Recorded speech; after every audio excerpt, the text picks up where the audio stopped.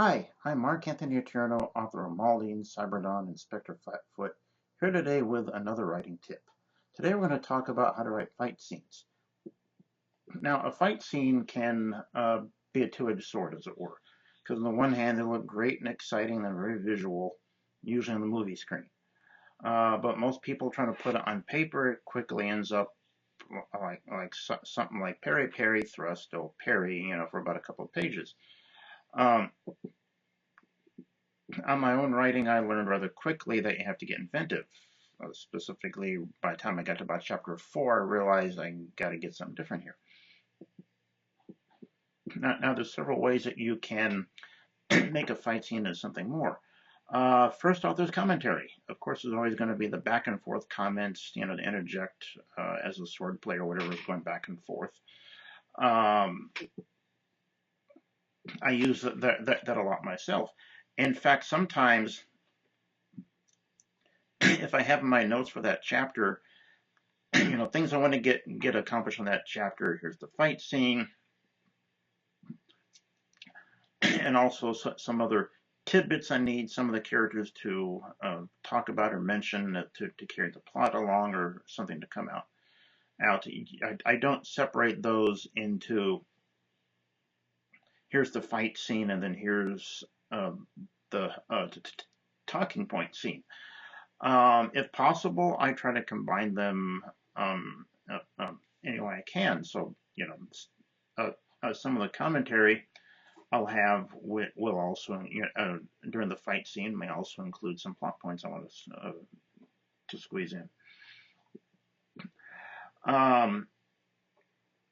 But our goal here is also to create something visual that will jump out of the reader. So get inventive. Every terrain has its props, so use them.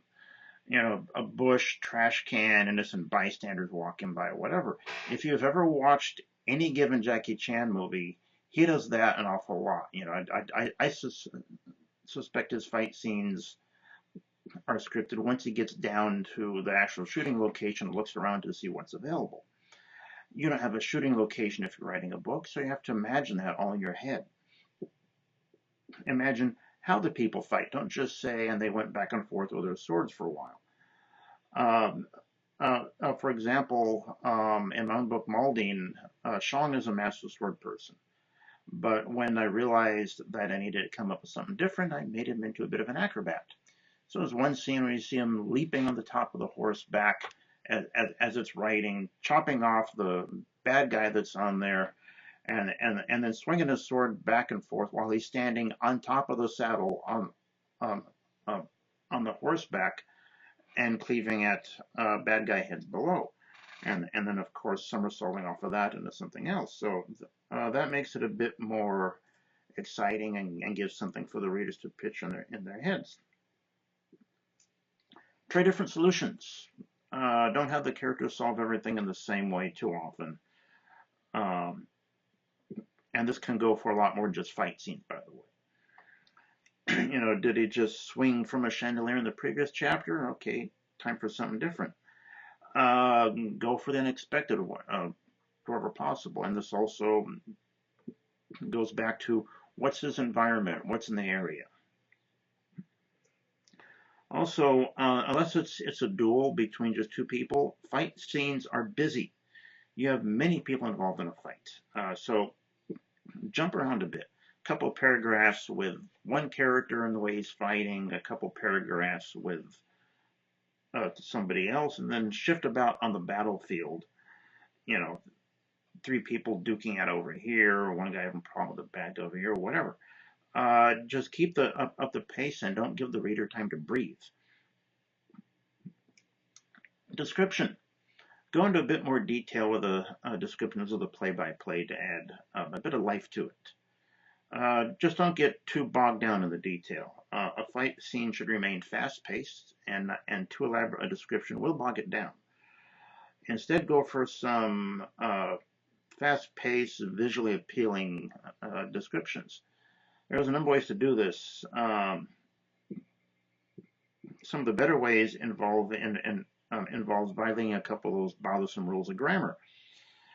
You know, all the little things that you learned back in grade school. And this also goes back to my top 10 tips. At the risk of having an exceedingly crude example, instead of the sword came slicing down through the air, cutting across the bad guy's abdomen and spilling out a river, or spilling out a river of blood, you could have something like steel-edged death sang across the stunned assailant, the ground beneath turning crimson as his life spilled out. Uh, I mean, if you put that through a grammar checker, it would probably flag all sorts of stuff. But it gets more directly down to the point of you know, being in the action, and, and and gets the reader's blood pumping a little bit. Now, which also reminds me, don't be afraid to be at least a little poetic if appropriate for the story. So, for my own personal thing, which of these tips do I personally use in fight scenes? Which do I favor? The answer is all of them, and not just one or the other for a given fight. If you have a big enough battle scene coming up, then stick them all in there. Have the commentary, keep up the pace, switch back and forth, do things different, you know, just a careful blending together. The result will be a lot more entertaining fight scene and liven it up beyond, you know, the old staid, his sword struck his sword and struck the other guy's sword and parry, parry, thrusto, parry. Um, that's the writing tip for today. Just remember on this and all of your writing, be inventive. That's the whole thing. The goal is to make that book be at least as visual as a movie would be. Then maybe someday they'll make it into a movie. This has been Mark Anthony Tierno, another writing tips. Keep reading.